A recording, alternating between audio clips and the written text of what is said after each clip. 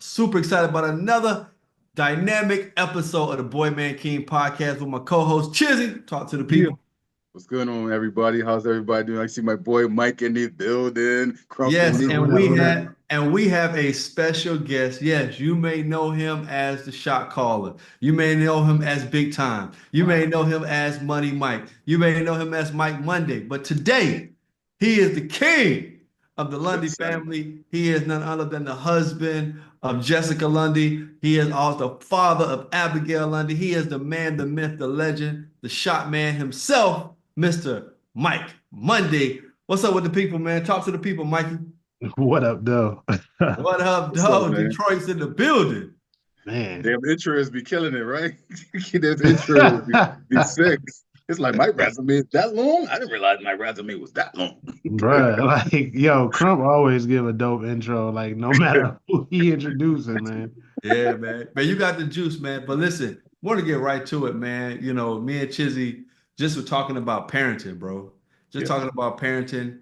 And we were talking about our dynamics, his uniqueness of his situation with his kids at his age and stages, my uniqueness of my situation with my kids in their ages and stages. But you, my brother, you are in the midst of one of the rarest situations of all with your Mhm. daughter Abigail. She's beautiful, she's precious, but man, she had a unique journey.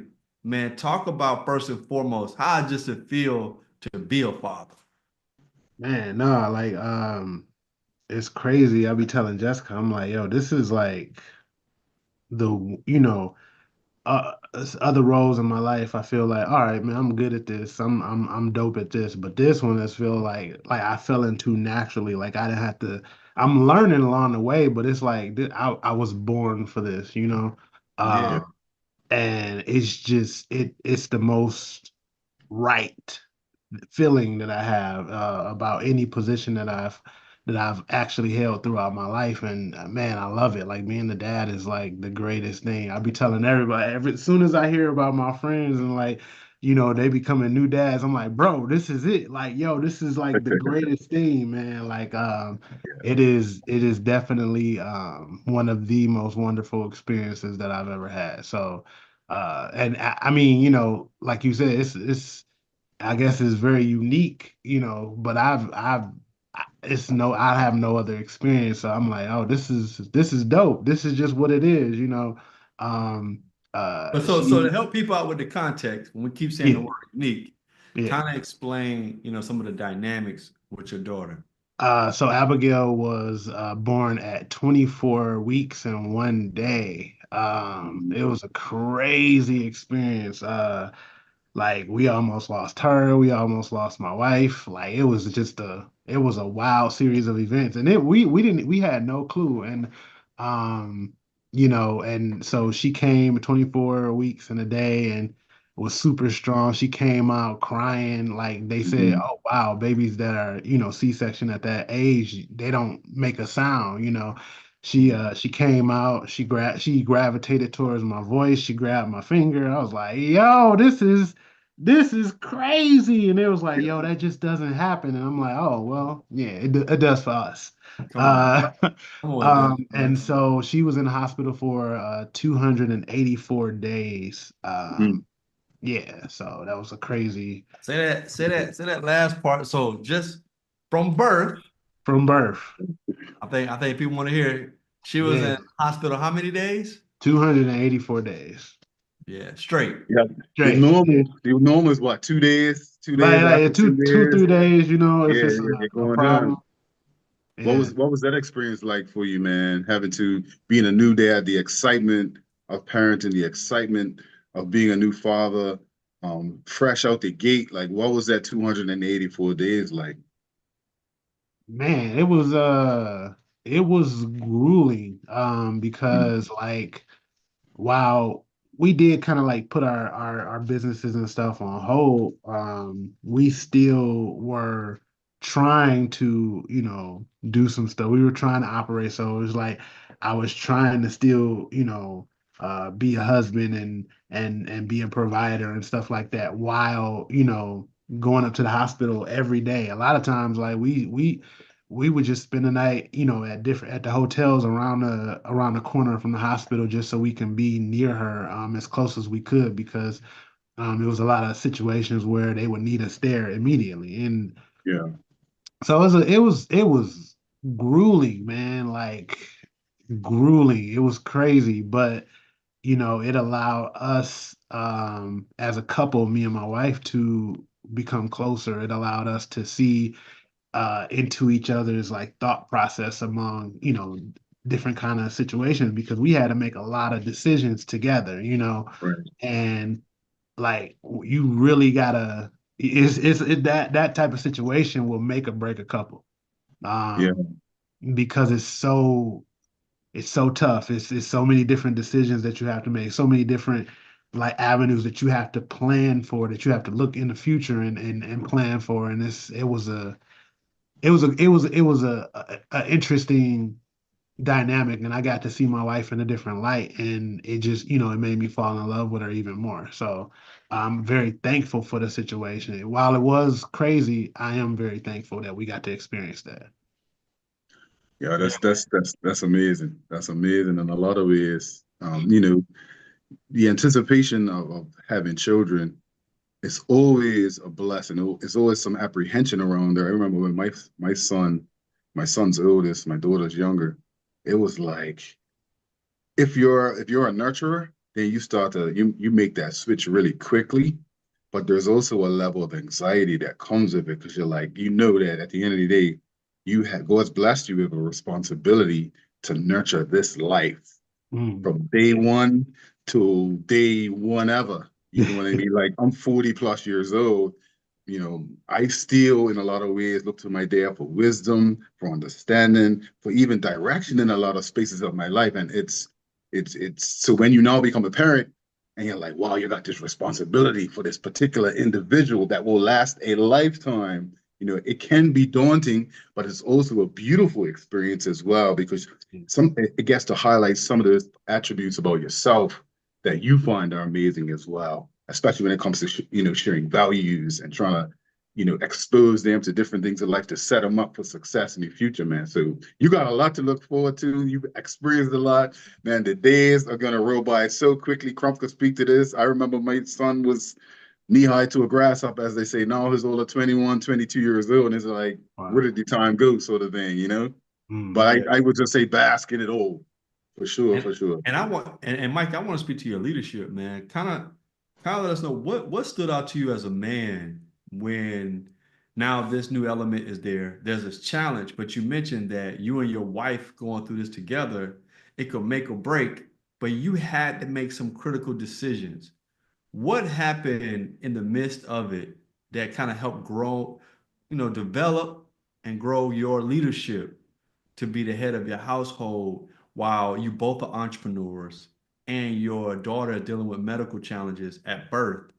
Like, what are some things you learned about yourself as a leader through this process? Man, so uh I I mean, since I was little, I've been saved since I was 5, right? Right. So I have been in the word, I've been getting that in me years, decades, right? And so it's like you never know what you got in you until it's time for it to come out. Hmm. And I had to literally go to war for my wife and child, and like spiritual war. And I didn't know I had that in me. I didn't know I had that type of that battle mindset in me. And it was crazy. Oh, thank you. I appreciate that. Yeah. It was y'all see I'm sweating already. My wife is bringing me the fame. Shout out to wifey, you know what I'm Shout saying? out to Lexi. Come on, teamwork. What's up? What's up, Jess? What's up, Hey. Jess? We coming, uh we coming around to you, Jess. We coming around to you, not yet, but we coming around to you. Get that man some water. Get him a towel. The preacher's preaching. You Come know what I'm on. saying? Appreciate you. Oh yeah, this feels amazing. So that was, yeah, thank you.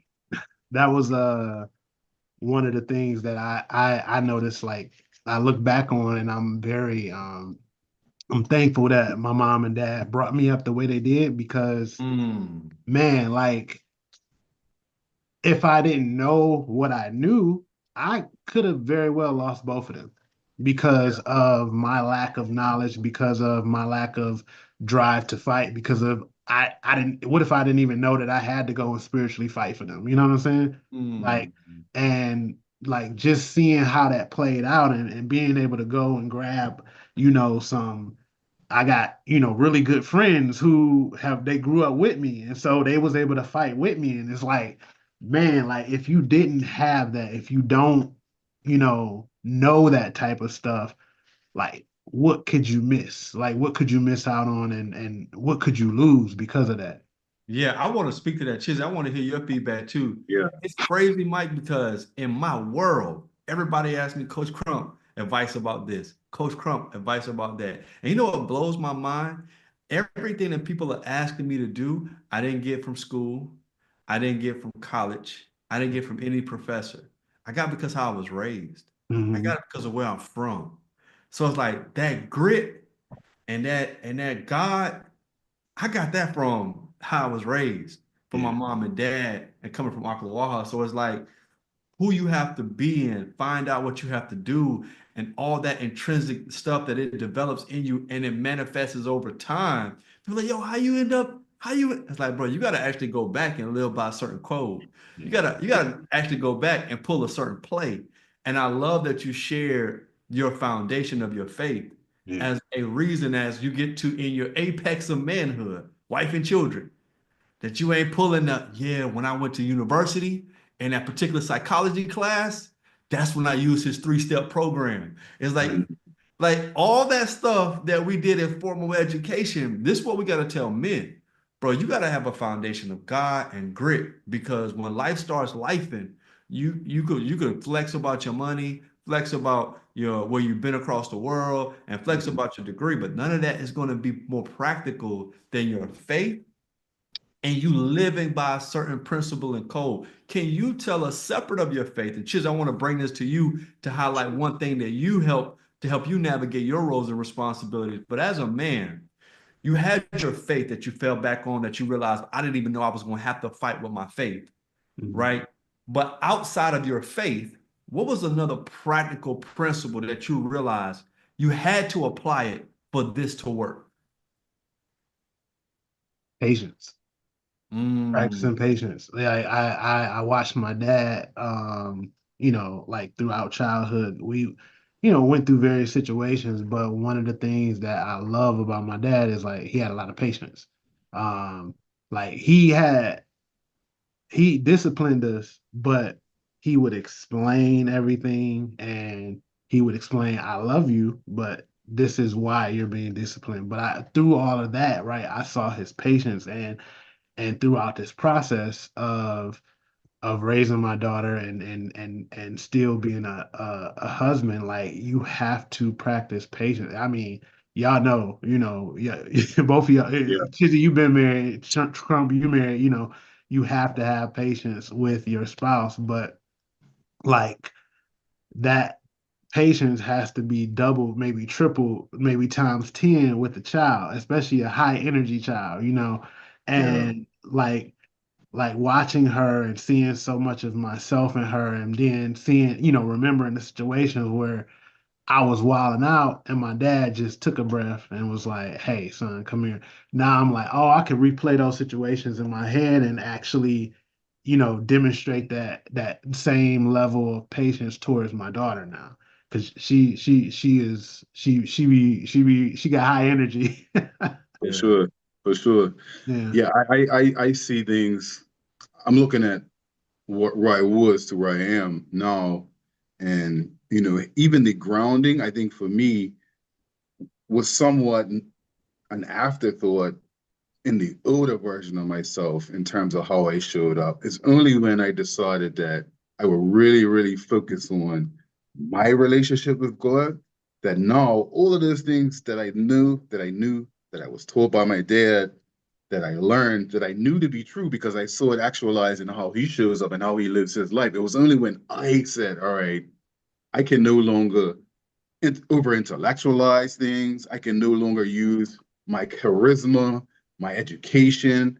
I had to really, really say, all right, I got to take time for me. And I think that's a big part. of why patience that you spoke about is important, because when you're rooted in Christ and when you're rooted in your relationship, that's the tie that binds for everything that comes as a result of that base that you have.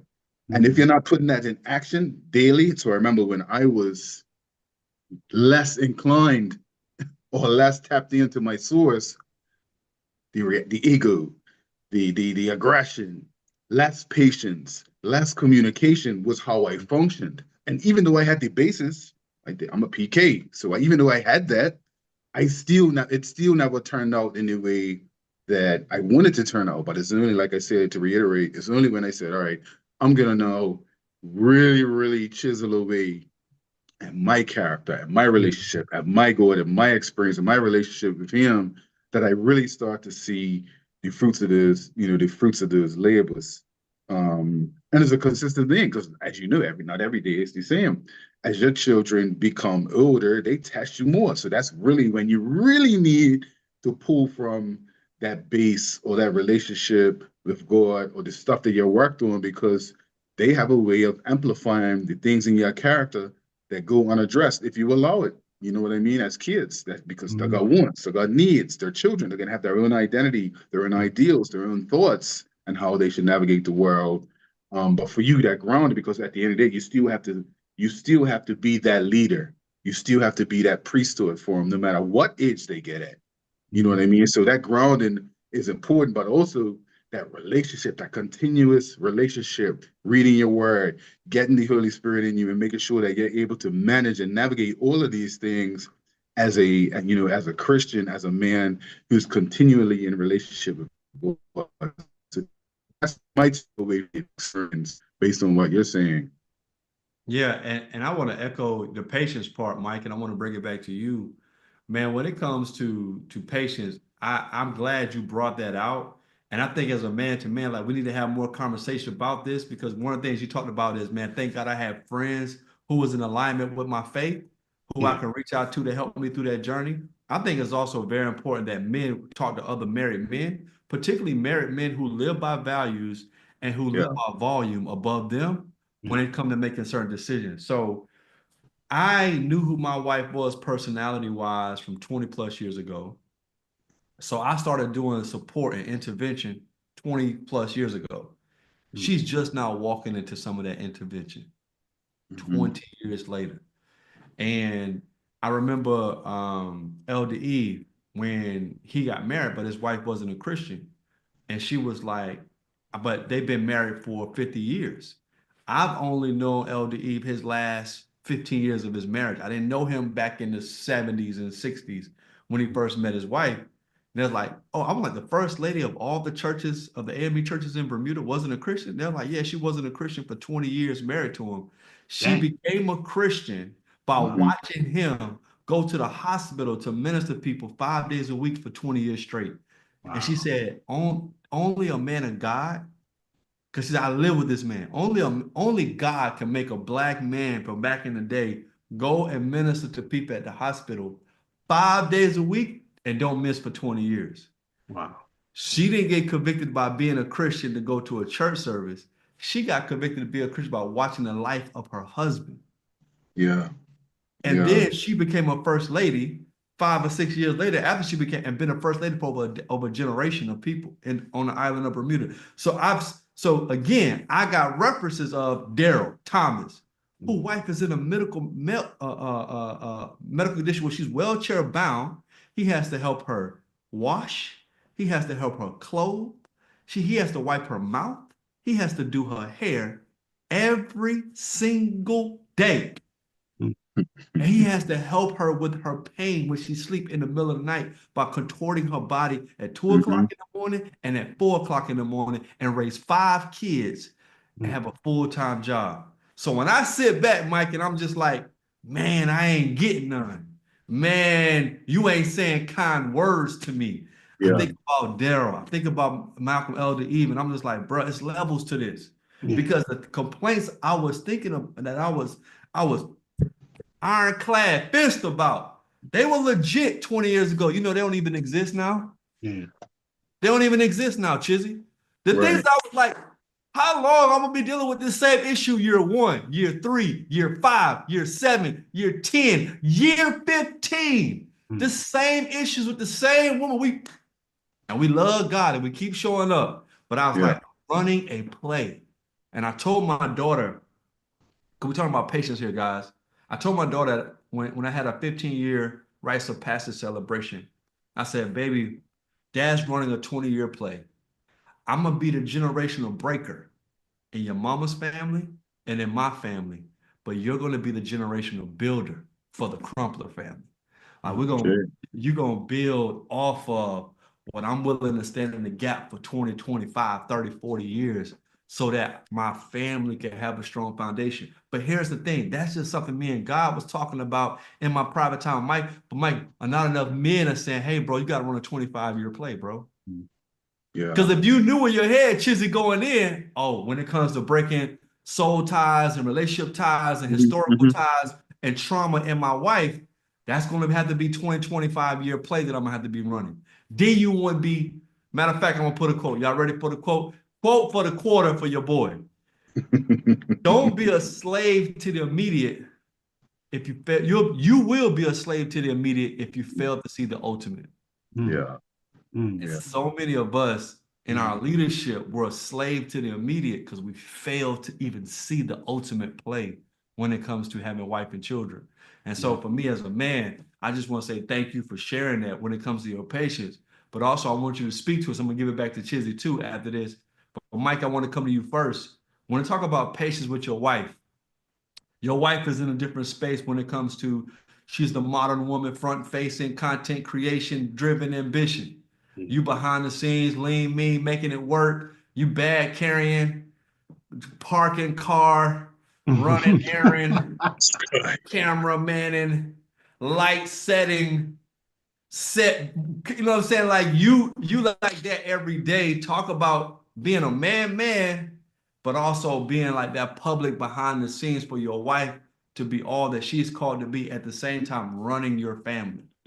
Man, no, it's like bro, it's a blessing to be behind the scenes. Like I used to I was an actor, I was like a model, like that's what I did. Like I was out front. But then when we got married, she was like, "Hey, this is what I want to do. What do you think about that?" I was like, "Yo, I'm down. Let's that's the vision. Like I see the vision. I saw her charisma. I saw everything that she had, like which what drew me to her. I was like, "Yo, bet I can make this happen. I can support you. I can make this work." And so I began operating in that. And because I believe in that, like it's not an issue for me to be behind the scenes. It's not an issue for me to not be on Front Street or like that's I mean every couple is different, right? Yeah. So and when we talk to people, like we tell them that it was like what works for us works for us. Like we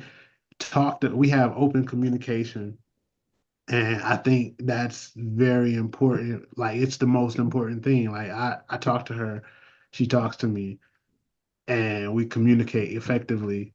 This is how I'm feeling. And it might not be, the nicest, but we effectively communicate with each other, and I feel comfortable in the role that I'm playing. She feels comfortable in the role that she's playing, and like it's my goal to, not make her feel um like because sometimes she's super humble. She'll come to me and be like, "Hey, how do you feel about this situation?" "Oh, babe, I'm good with this." Okay, so she's very good at making her king feel like a king. Like Sure. so, and I think that, and I'm very good at trying to make my queen feel like a queen. So if those, two married people, you like I said, I think I said in a podcast, two married people are supposed to be two slaves to each other, right? Mm. So as long as I'm in my role, in my slave role, as long as she stays in her slave role, like it's a constant exalting of each other. It's a constant lifting up of each other, and it's a constant of this is this is a back and forth. It's us working together, and so it doesn't. There's no I feel like I feel very comfortable in where where I am at and the role that I'm in. I love it, man. Chisel. Yeah. It's so how difficult was it to really to adopt?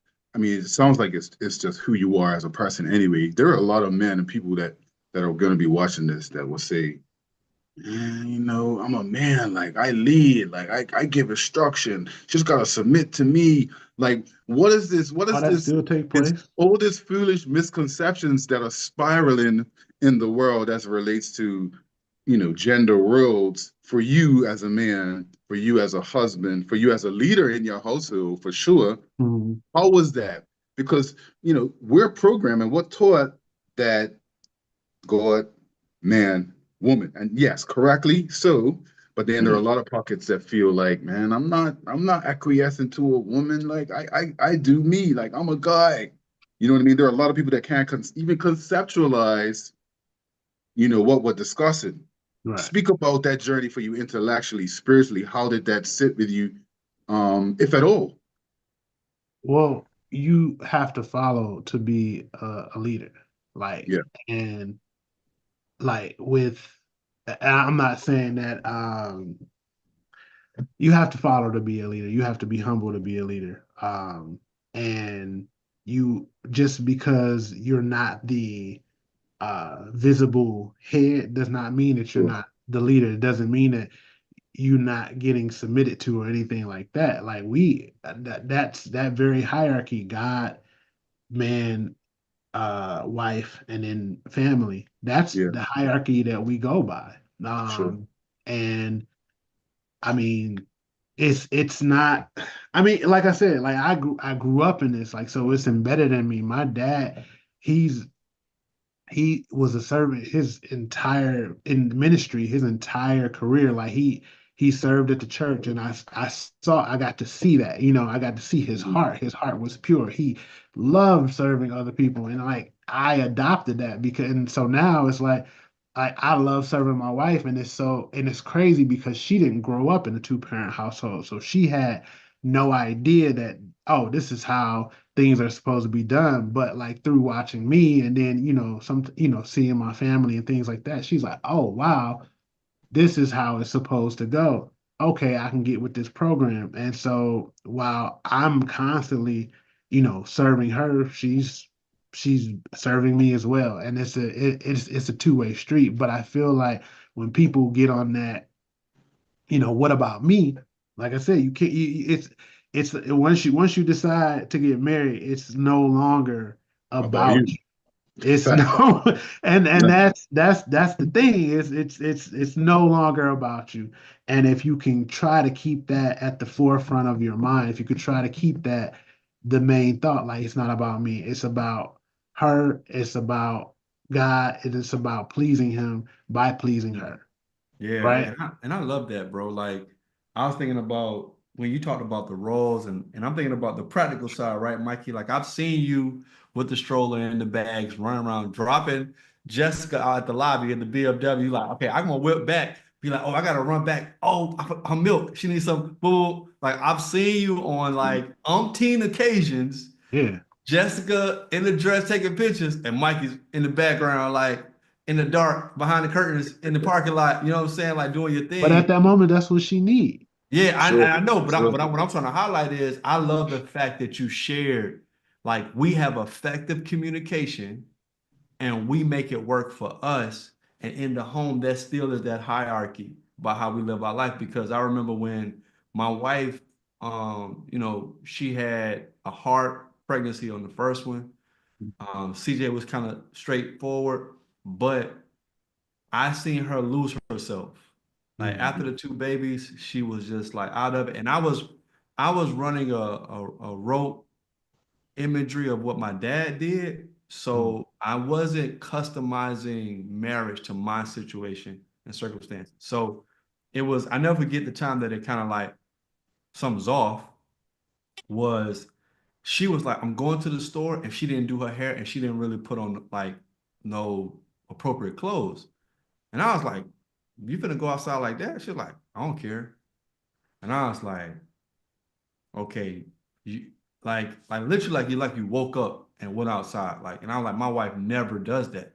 Mm. Right. So I had made a point, and I was like coming home watching the game, coming home watching ESPN, coming home like, hey, fix me something to eat, girl. Like I was on that energy because that's all I knew was if I get married, if I have the children, I get a job, bring all the money home. Right. This is what my wife's supposed to be doing. She's Right. supposed to do all the domestic stuff. Right. So, I throw out the trash, I fix the cars, but like I cut the grass, but like that's in my head, it was like I'm only doing what I know. At that time, that's when I was like, hey, I'm gonna make sure she gets her life back. So she got into Zumba. She started to run a marathon. She did a dance competition. She did a singing competition. She got active in her local church. Like it was just like, but I had to create a space for a young married woman with two little babies to have even the mental bandwidth to even consider processing a life of my own within these roles and the sensitivity, the awareness, the intervention. These are all aspects where once we got married, like you said, Mike, we didn't sign up for this to be about me. But subconsciously, like Chitty's talking about these narratives that we operate in, you could be doing something really wrong with good intentions. You Right. could be eroding something that could be particularly special with good intention because you're not locked in on, okay, based on the circumstances, the personality, the timing, the situation with my wife, it is best for us to run the play because we as men, and would you guys agree to this? And I'll give it back to you, Chizzy, on this. We Mhm. have to observe it from who's going to take on the brunt of the inconvenience. It's going to be us. We're Like, built for it. We're built yeah, for yeah. it. So like whatever we come up with, if one of us between the children, the woman, and the man, the person that's going to take the brunt of the inconvenience is going to be me. No questions asked. Yeah, you can't pick and choose that either. If somebody breaks in your house, jumps through your window, you're not sending your wife to defend the crib. You're Fact. getting step in front. You're taking the bullet, taking the beating if it comes down to that for everybody. So you can't pick and choose the things you want to sacrifice for and the things that you want to do with versus the things that you don't want to do because you have this word ideal of what what's being projected in society as telling you a man's role is. You know what I'm saying? And a lot of ways, in leadership, as you very well know, you've got to be all encompassing in terms of your thought process, in terms of what's the vision for the family, similar to what's the vision for the business. Whether it's understanding that you need the right janitor to sweep the floors, to ensure that it's done correctly, to the paint of the walls, to a 3 to 6 month evaluation on the marriage or on the business to determine if we're in profitability, if we're making the gains that we endeavor to have. So as leadership, and part of your role is to take on some of that responsibility.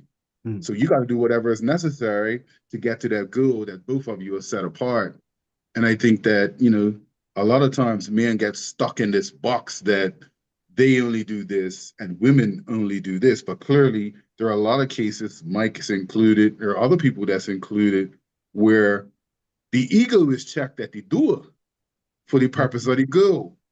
And the purpose comes through God, doesn't come through anything else. You know what I'm saying? And that's where a lot of people go wrong. If when you don't understand the purpose of something, the abuse of it is inevitable. I've probably said that a few times before. You know what I mean? So, and I think men especially have to take time to understand, what that purpose looks like, not just for themselves, but for their mates. I know I was guilty of it in the beginning. I was like, yeah, well, I'm me, and I'm me. Handsome, I speak well, I've got a little degree behind my name. People know me. You're like, I've made a choice to be with you. I'm entitled to X, Y, and Z. Mm. Not thinking that it's my responsibility to cultivate the environment that I need to have so that she could win, which means that I win. You get what I'm saying? Yeah. And largely, obviously, a lot of brothers like myself find that out later on in life. Mhm. You know what I mean? Yeah. But at the end of the day, we have to really, really make a shift in our mindset and how we view, relationships and marriage if ultimately we want it to be successful. It can't just be about us. If it's about you, then you lost it twice on Sunday.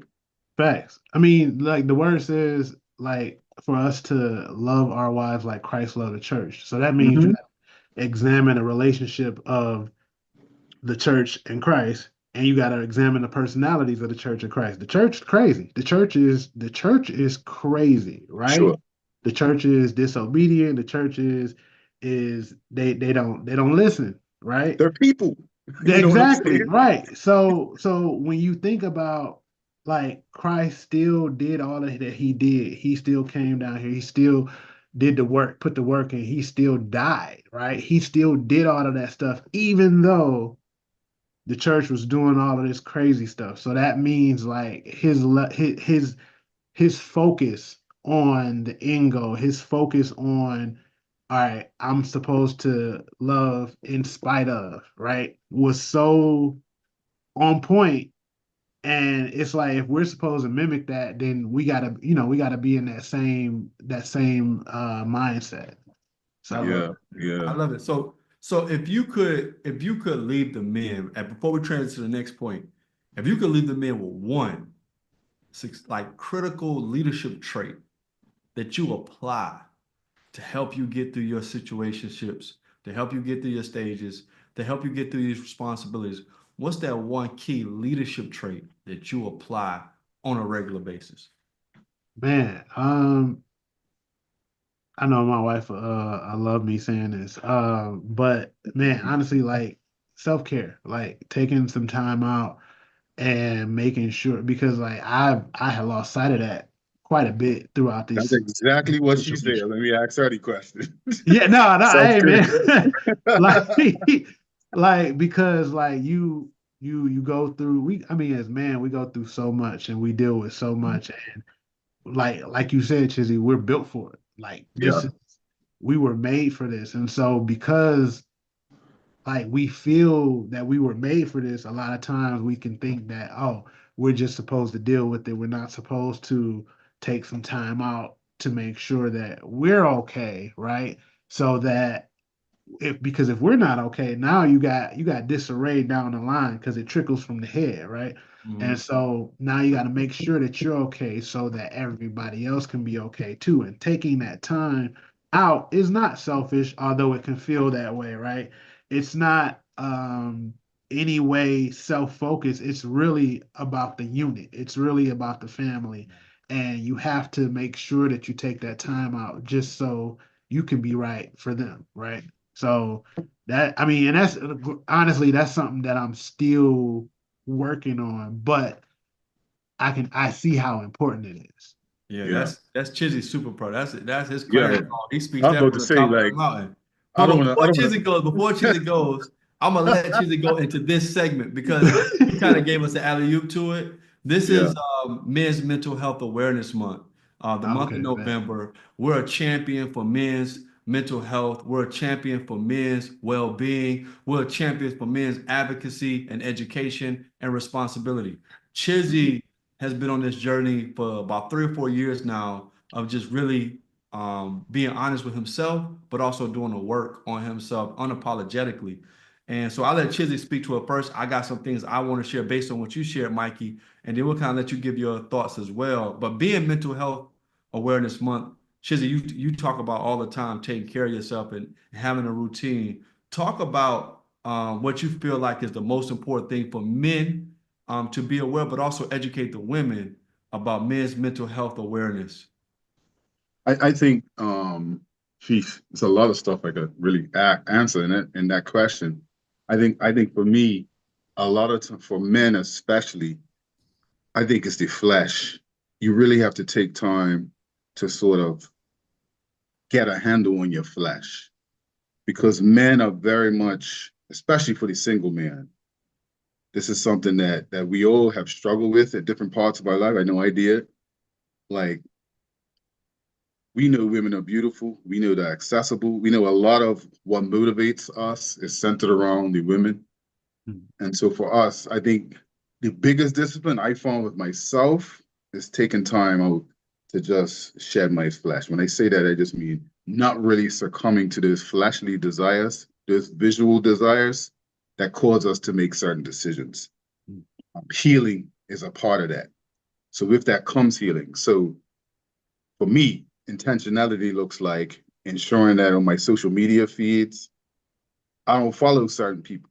I don't let certain things come scrolling on my phone, because at the end of the day, that's going to feed into the pornography. That's going to feed into satisfying that flesh. And we've got to be honest with ourselves and say, I'm a guy and I like what I like. But at the same time, if you're looking for a big picture outcome, you got to take that marathon run. It's not about the sprint. So you really have to be consistent with ensuring that you protect your eyes and what you expose yourself to, because a lot of the choices that we make, a lot of the negative outcomes that we experience comes from the interactions we have with females in our lives, and the relationships don't go well. And so now you're trying to find the right female, you're trying to find the right one, you go through a litany of young ladies, and next thing you know, you haven't taken time out to work on self.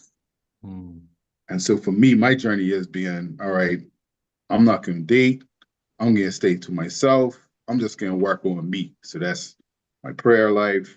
That's my Bible life. That's my gym routine. That's therapy, to ensure that the stuff that I struggle with in the past does not show up in the next relationship that I get into. And so for these single guys, it's easy to just compound persons and experiences and soul ties and all these things that we compound over the years.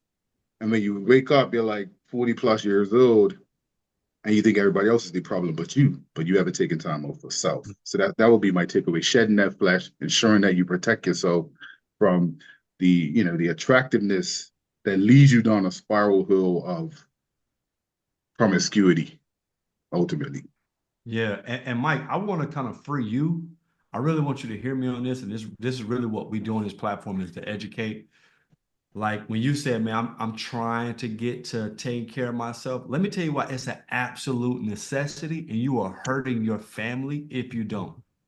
We are in an era of social psychological neglect when it comes to man's humanity.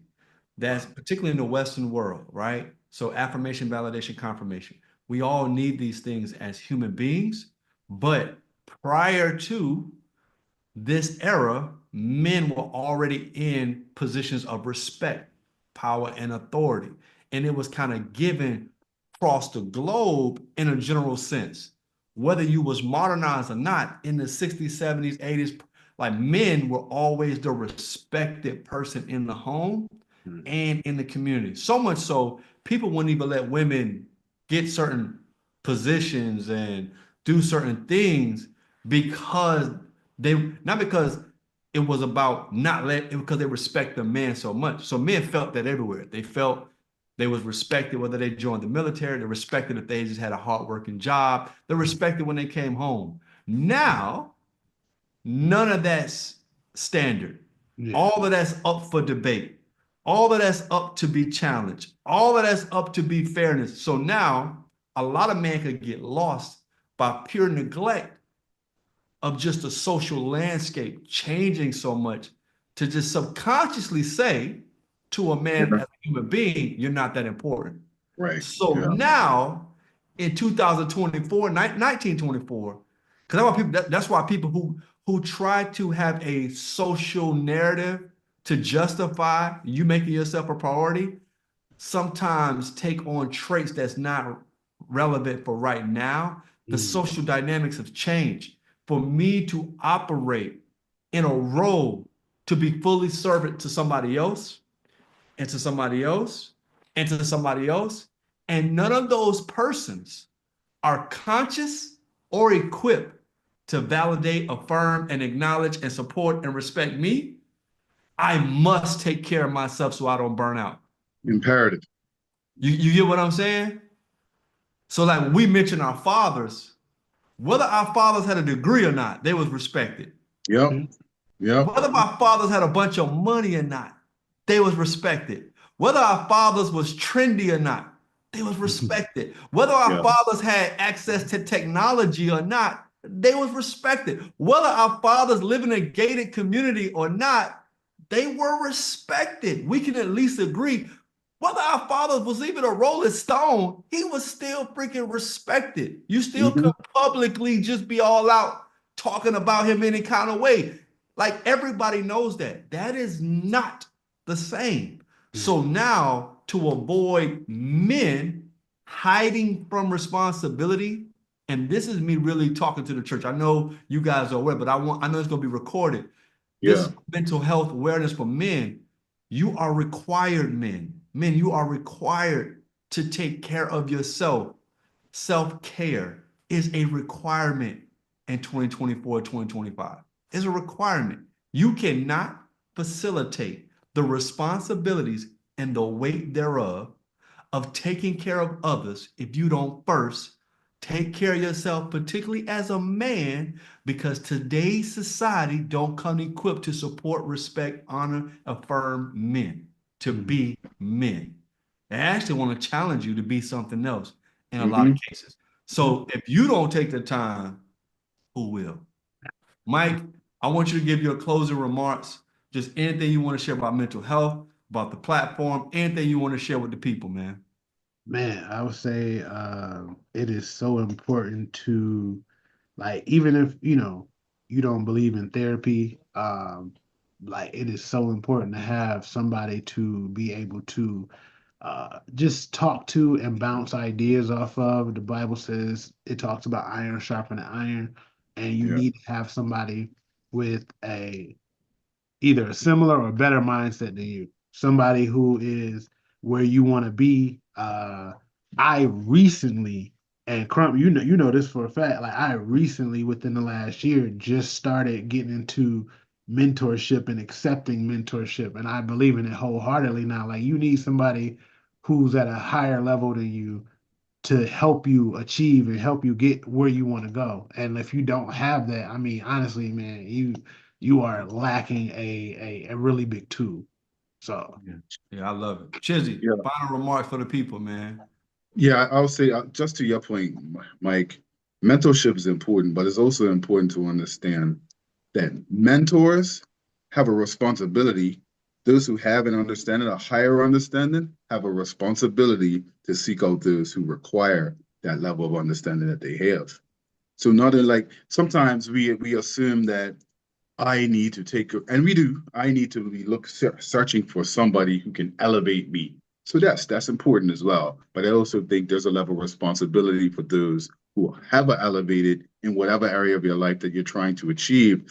It's important for them, those individuals, to look down and say, "Hey, man, I have a responsibility to ensure that my brothers are taken care of. I have a responsibility to ensure that the knowledge and the understanding that I have is imparted on somebody else." I think that's a piece that we miss as well.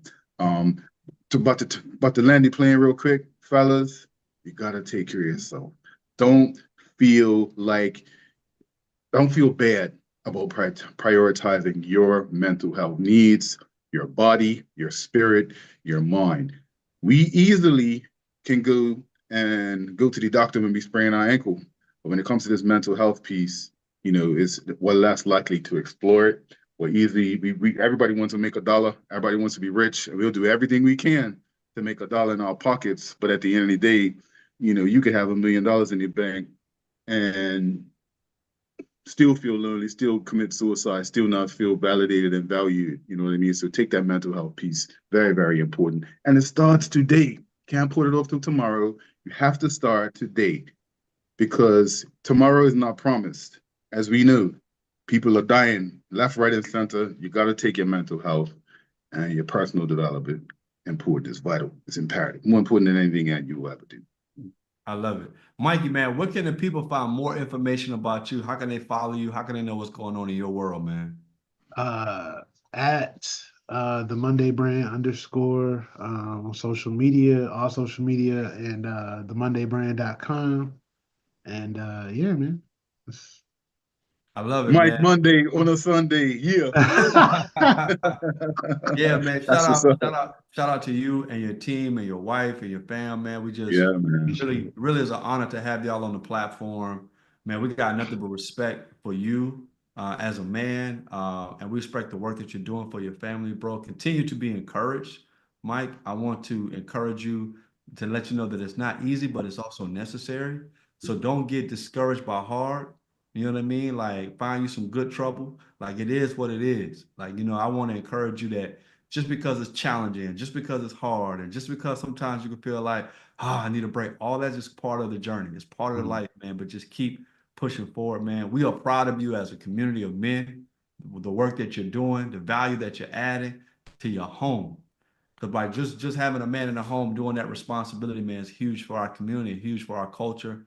So we're excited to acknowledge you on our platform, bro. Keep doing what you're doing.